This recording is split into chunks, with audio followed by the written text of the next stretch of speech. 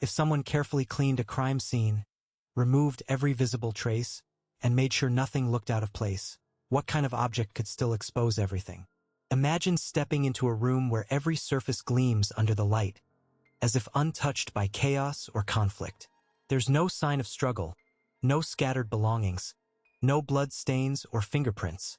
The air feels calm, the space almost sterile. To the untrained eye, nothing seems wrong. This was the scene that greeted investigators. A scene so meticulously controlled that it whispered of order and innocence. The person responsible for this scene was consumed by an obsession with cleanliness and control. Every detail had been calculated, every potential clue erased or concealed. The suspect had spent hours, maybe even days, ensuring that no disorder remained, no evidence that could unravel their carefully woven story. The furniture was aligned perfectly, the floor spotless, the windows free of fingerprints. Even the smallest signs of disturbance had been wiped away, leaving behind a tableau of calm normalcy. It was a flawless performance, designed to deceive. Investigators arrived expecting to find chaos, conflict, something to indicate a crime had taken place. Instead, they were met with silence and order. There were no signs of violence, no broken objects, no hurried movements. It was as if nothing had gone wrong at all. The absence of evidence was puzzling, so complete that it almost became evidence in itself. Officers combed the scene, searching for anything out of place, anything that might hint at a hidden story. But the surface told a different tale, one of peace, of routine, even of innocence. For hours, the investigation seemed stalled. Without visible clues or disturbances, the case appeared to be one without a beginning, middle, or end. The suspect's plan seemed perfect, foolproof. It was as if the crime had been erased from existence. Yet, beneath this veneer of perfection, there was one subtle flaw, one ordinary, overlooked object that had escaped the suspect's meticulous attention. Small enough to be dismissed, common enough to be ignored, this item was not part of the carefully constructed narrative. At first glance, it meant nothing. It was just another piece of the environment, an everyday object blending into the background. But as investigators dug deeper, context shifted. This simple item quietly contradicted everything the scene had suggested. It began to unravel the illusion of control and cleanliness, revealing the cracks in the suspect's story. Without it, the perfect crime might have remained hidden forever. With it, the entire facade started to crumble. What makes this story stand apart isn't violence erupting in chaos or a suspect's obvious blunder. Instead, it's a study in control and calculation, a crime so carefully crafted that the scene appeared almost flawless. The kind of case that, at first sight, could have been closed early, dismissed as just another routine investigation. But that's exactly why this one detail mattered so much. When everything looks clean enough to move on, it takes a sharp eye to recognize what's been overlooked. This isn't a tale of mistakes made in haste or desperation. It's about how a small, seemingly insignificant object quietly disrupted the narrative, throwing suspicion where there was none before. The perfect crime was hiding in plain sight, masked by precision and careful planning. Yet, one forgotten element began to unravel the entire story, shifting the investigation from a dead end to a breakthrough moment. It was a subtle reminder that sometimes, the difference between success and failure in a crime doesn't come down to brute force or loud evidence, but to the smallest details left behind. As you follow along with this case, you'll see how something that seemed so ordinary became the key to uncovering the truth. It's a powerful lesson in how even the most controlled situations can be undone by what's easily missed. If you find stories like this fascinating, where crimes almost succeed because they appear ordinary, be sure to like the video and stick around until the end. The moment that detail comes to light will change everything you thought you knew about the case.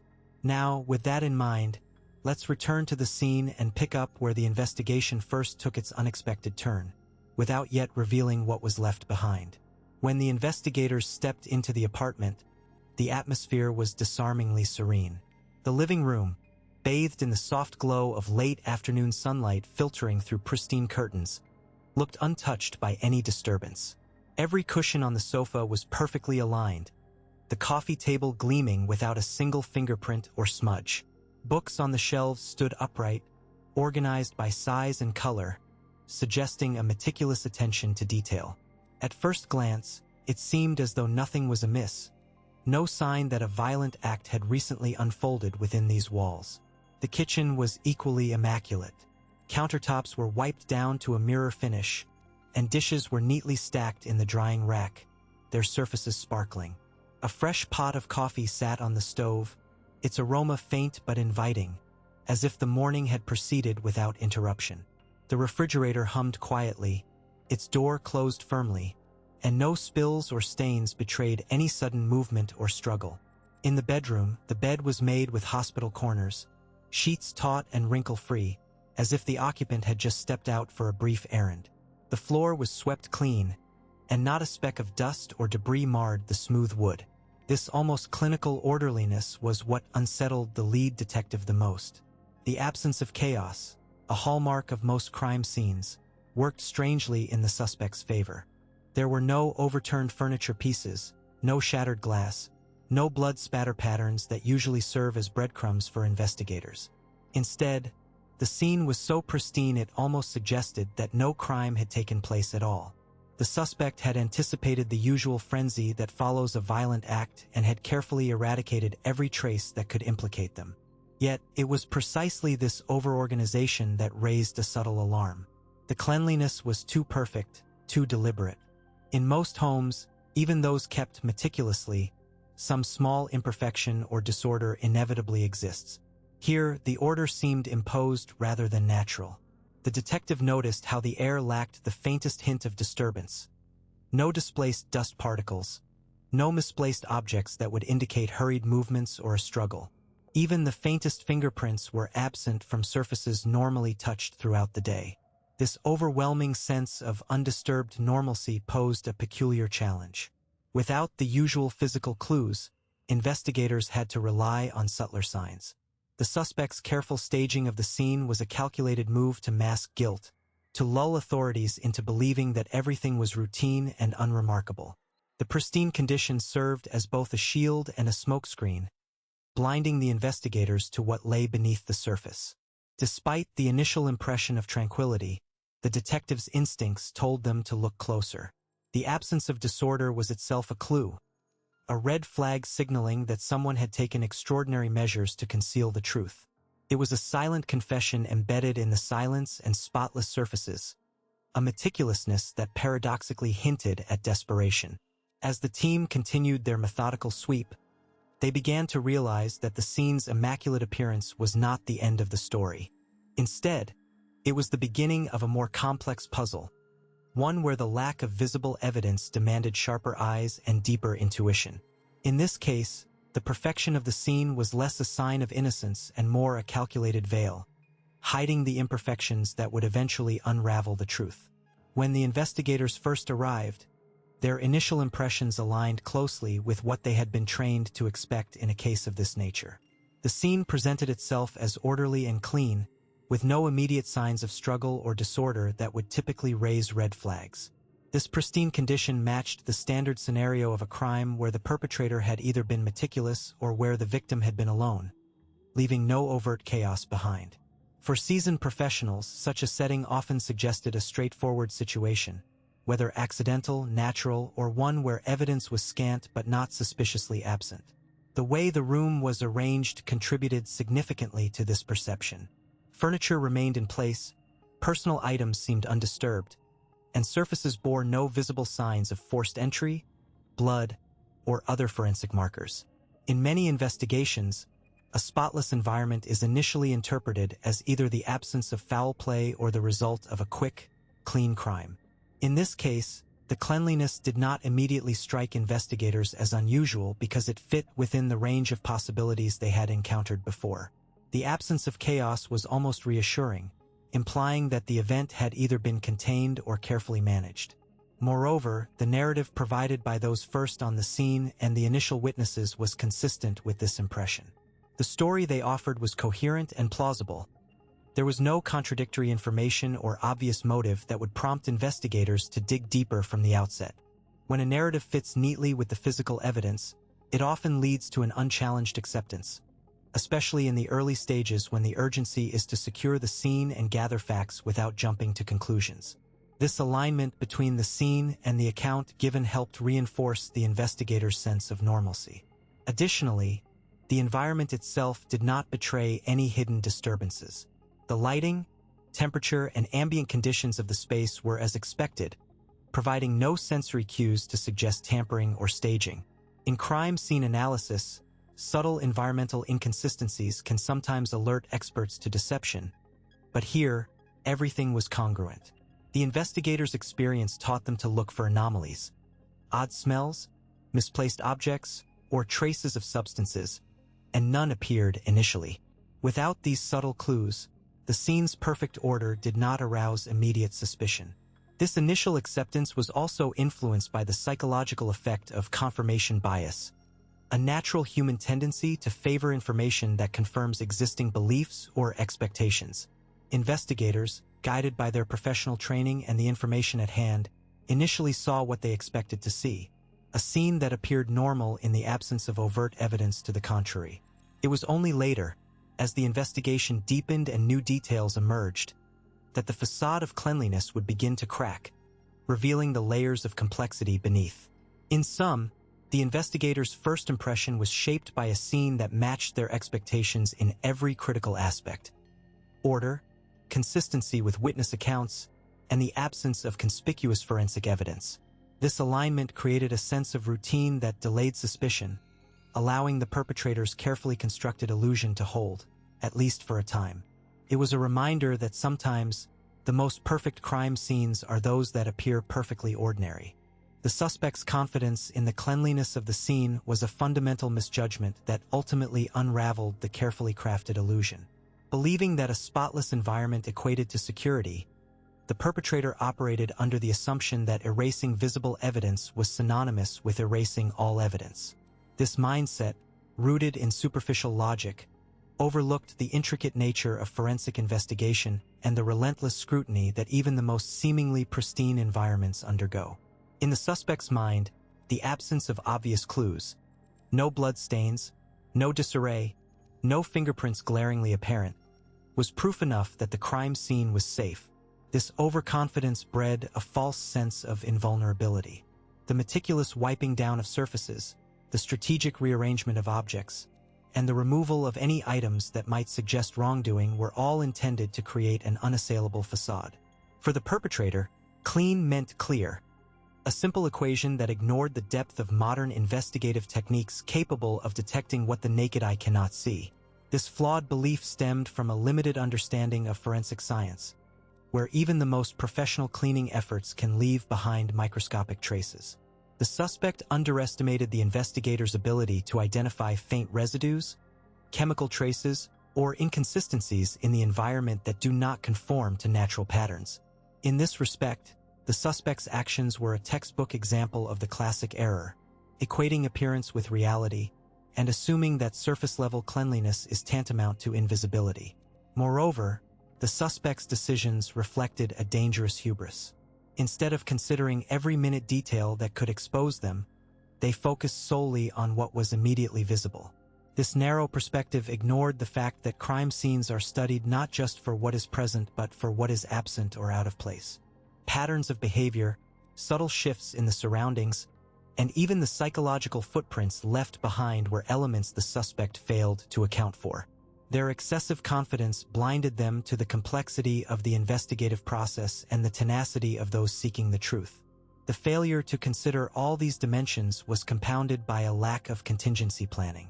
The suspect did not anticipate that the investigators would employ specialized techniques, such as luminol testing to reveal blood traces invisible to the eye, or the use of advanced imaging to detect latent fingerprints and fibers.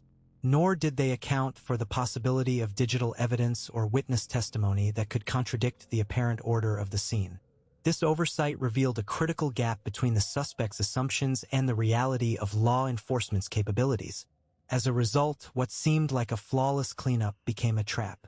The very confidence that led the suspect to trust the superficial cleanliness of the scene sowed the seeds of their downfall. The investigators' growing suspicion, initially delayed by the neatness, intensified as they probed deeper, uncovering inconsistencies and invisible traces that the suspect had failed to erase. In this way, the mistake of trusting appearances transformed from a perceived strength into a fatal weakness. The narrative underscores a timeless lesson in criminal investigation. Appearances can be deceiving. The suspect's reliance on an oversimplified notion of cleanliness as safety exemplifies how overconfidence and incomplete understanding can lead to critical errors. The crime scene, while outwardly immaculate, became a silent witness to the perpetrator's miscalculations. Proof that in the pursuit of perfection, one cannot afford to ignore the subtleties hidden beneath the surface. Amid the meticulous order of the crime scene, one object quietly settled into the background, unnoticed and unremarkable. It was a small, unassuming item, nothing more than a plain, metallic pen resting casually on the edge of the victim's desk. Its surface was scratched and dulled, the kind of wear that spoke of years of use rather than recent significance. The pen's color, a muted silver gray, blended effortlessly with the cool tones of the room's decor. Against the sleek black leather of the chair and the polished glass of the desk, it was just another piece of everyday clutter. At first glance, the pen was exactly what it appeared to be, an ordinary writing instrument left behind in the midst of a hurried departure. It lacked any distinctive markings or features that might suggest it belonged to someone unexpected or held a secret purpose. Its clip was bent slightly, as if it had been stuffed carelessly into a pocket more than once, but it did not draw attention. In a room where every detail was scrutinized and every surface wiped clean, this pen seemed like a benign relic, an overlooked remnant of routine life. The reason it escaped notice initially was simple. The investigators arrived expecting to find obvious clues, fingerprints, DNA, or something out of place that would scream for attention. Instead, they were met with an environment so impeccably maintained that nothing appeared amiss. The pen's familiarity, its complete ordinariness, made it blend seamlessly into the scene. It did not clash with the victim's known habits or interests, nor did it contradict the narrative of a life lived with precision and care. In a sense, it was the perfect camouflage. Furthermore, the pen's location contributed to its invisibility. Positioned just so on the desk's edge, it seemed like a natural extension of the victim's workspace. It was the kind of object one might absent-mindedly place down after jotting a quick note or signing a document. Because the room was otherwise devoid of clutter, the pen's presence felt almost necessary, a tool for everyday tasks rather than a piece of evidence. It was the kind of detail that easily slips past even the most diligent observer, especially when larger, more dramatic elements dominate the scene. Adding to this, the pen bore no immediate signs of tampering or connection to the crime.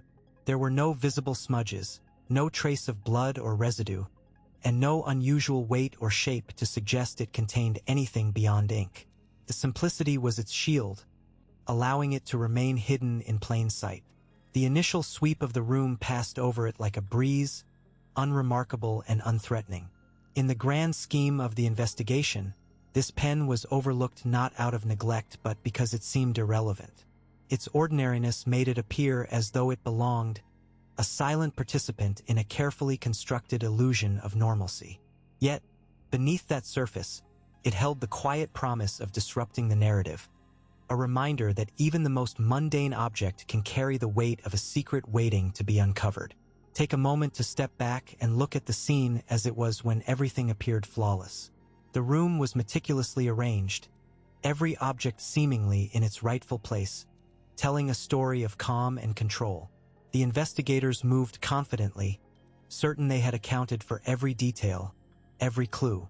From the polished surfaces to the subtle traces of activity, nothing seemed out of order. It was as if the scene itself insisted that no secrets remained hidden, that every element had been accounted for in the puzzle of this case. But is that really true? Was there truly nothing left behind? Nothing important overlooked? It's easy to fall into the comfort of believing that perfection equals completeness, that what looks flawless must be flawless. Yet, history and experience in cases like these often tell a different story, where the most insignificant detail, the quietest object, or the faintest inconsistency quietly unravels the entire illusion. If you watched closely and felt that this moment was genuinely complete, go ahead and like the video. It's a nod to your sharp eye and your confidence in the scene's integrity. But if you sense that beneath the surface, something remains just out of reach, something that could shift the entire perspective, stay with us. The investigation is far from over, and sometimes the smallest things are the key to the biggest breakthroughs. Without revealing too much just yet, consider how easily a pen, ordinary and unassuming, could be passed over in a moment of focus on grander evidence. How might its presence influence the understanding of the scene? Could it carry a hidden message, a fingerprint, or a trace of the person we least expect? These questions linger, inviting you to think beyond the obvious and prepare for what comes next. As we continue to peel back the layers of this seemingly perfect setup, keep your curiosity alive. Remember that in the world of perfect crimes gone wrong, the smallest imperfection often becomes the thread that unravels the entire fabric. The investigation presses forward, and soon, the quiet promise held by that overlooked object will start to reveal its true significance. Until then, hold on to your suspicions and watch closely, because the truth is waiting to emerge just beneath the surface. As days slipped by, the investigation into the baffling case refused to lose momentum. The initial flurry of activity had settled into a more methodical pace, with investigators sifting through every piece of evidence once more, determined to find what had been missed. It was during this careful re-examination that the atmosphere in the team subtly shifted, an intangible sense that something previously dismissed might now hold the key. Returning to the scene, the lead detective insisted on a comprehensive walkthrough, urging everyone to approach it not just as routine, but with renewed curiosity. The room where everything had happened was scrutinized from every angle. The investigators paid close attention to the minutiae that had seemed irrelevant before. A scuffed spot on the floor, an oddly positioned chair, a faint smudge on the wall. In the midst of this detailed inspection, one particular object, initially overlooked, began to catch a few cautious glances. It was a small, inconspicuous piece, something that did not belong to the victim or the immediate environment, something that seemed almost deliberately placed out of sight. At first, it was easy to dismiss it as a trivial item, perhaps dropped by chance or left behind by accident. But as the team compared it against the broader context of the crime scene, the object's presence felt increasingly out of sync with the rest of the surroundings. The investigators started to ask themselves why it was there and what purpose it might serve. The turning point came when a forensic analyst, during a routine re-examination of the evidence logs, cross-referenced the object with known items connected to the suspect's profile. Suddenly, what had been overlooked as a mere distraction became a thread worth pulling. The object's material, shape, and subtle markings suggested a link to something more significant, something that didn't fit the narrative constructed so far. Further analysis revealed inconsistencies that no one had noticed before. The object's placement was too deliberate to be accidental. When viewed outside its original context, it stood out like a silent witness, offering clues that challenged the initial assumptions. It became clear that the object was not just a remnant of the crime scene, but a deliberate piece of a larger puzzle, one that had been hiding in plain sight. This realization sparked a renewed vigor in the investigation. The team began reinterpreting other evidence through the lens of this newfound detail. Witness statements were revisited, timelines reconsidered, and the suspect's movements scrutinized with a sharper eye. Slowly but surely, the seemingly perfect crime began to show cracks. The overlooked object, once invisible amid the chaos and haste of the initial investigation, had transformed into a beacon guiding the investigators toward the truth. It was a reminder that in the realm of perfect crimes gone wrong, the devil is always in the details, and sometimes it takes stepping back and looking anew to see what was always there, quietly waiting to be discovered. The object in question was a small, seemingly insignificant wristwatch, discovered tucked beneath the edge of the victim's desk. On the surface, it appeared to be a trivial detail, but its presence directly undermined the suspect's carefully crafted narrative. The suspect had insisted that they had left the scene well before the estimated time of death, claiming to have been miles away when the crime occurred. Yet, the watch told a different story, one that didn't align with their timeline. When investigators examined the watch, they noticed it was stopped precisely at 9:43 p.m., The official medical examiner's report placed the time of death between 9:30 and 9:45 p.m., a narrow window that coincided exactly with the watch's frozen moment. This was crucial. If the suspect had truly left the premises hours earlier, there would be no logical reason for their personal item to remain at the scene, especially in such an unusual position, hidden yet unmistakably linked to them. The suspect had argued that the watch must have been lost during an earlier visit, a casual explanation that failed under scrutiny. The workspace where the watch was found was meticulously organized and rarely disturbed. Any misplaced item would have been noticed promptly. Moreover, the watch was neither visible nor accessible to anyone passing through casually. It was deliberately concealed beneath a heavy stack of papers, as if someone had placed it there intentionally or dropped it during a struggle. Given the suspect's claimed absence during the critical time frame, the chance of the watch being lost there previously was minimal. Further complicating the suspect's story was the watch's unique engraving, a personalized inscription on the back, linking it unequivocally to the individual.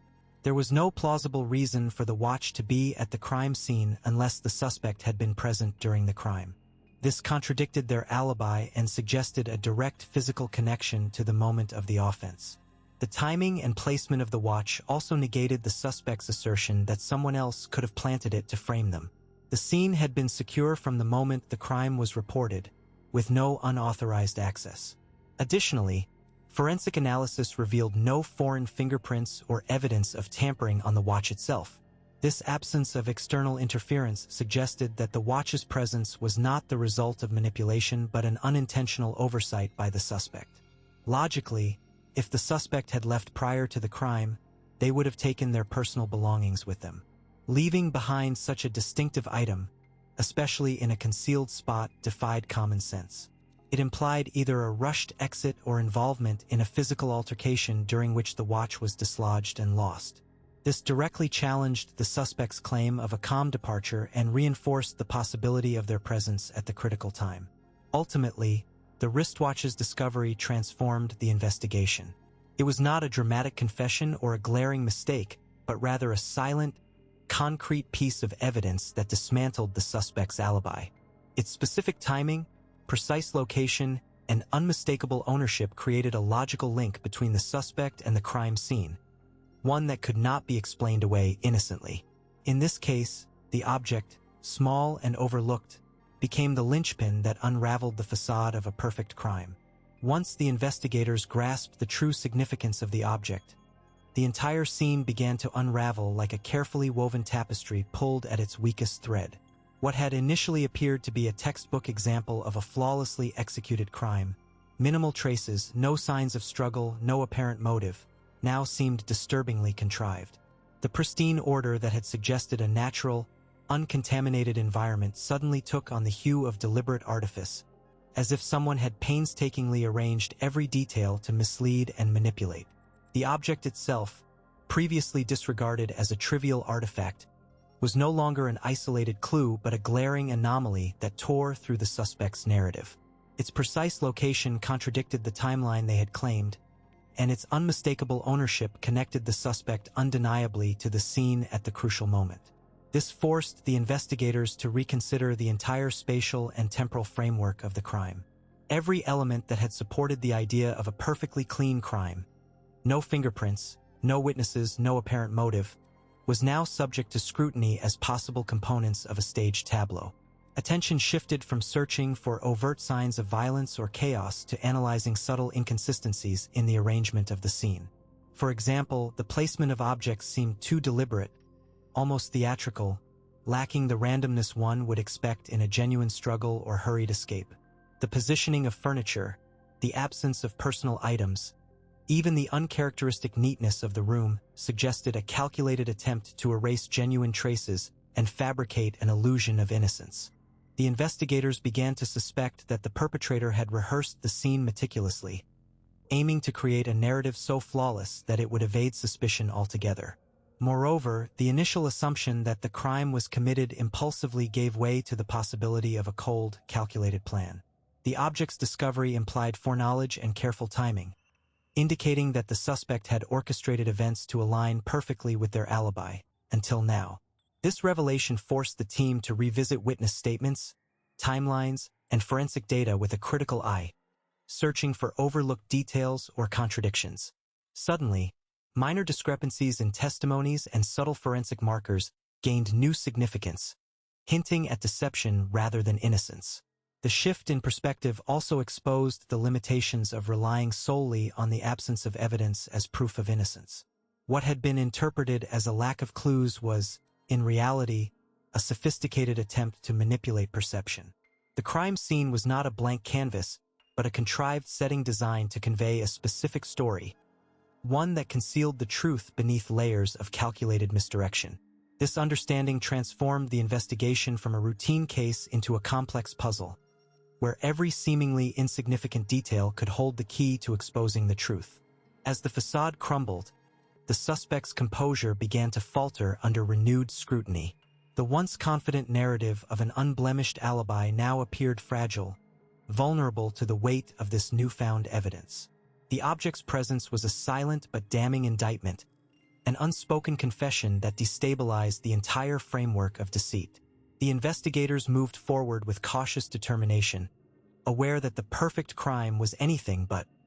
Its perfection was an illusion shattered by the quiet persistence of a single, overlooked detail. The entire plan had come so close to flawless execution that it almost seemed untouchable. Every step was meticulously plotted, every alibi rehearsed, and every potential witness accounted for. Yet none of that mattered in the end.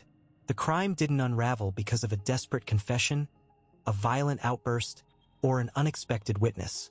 It fell apart quietly, almost invisibly, because of one small, ordinary object the suspect never calculated would matter. This wasn't a glaring error or a reckless mistake.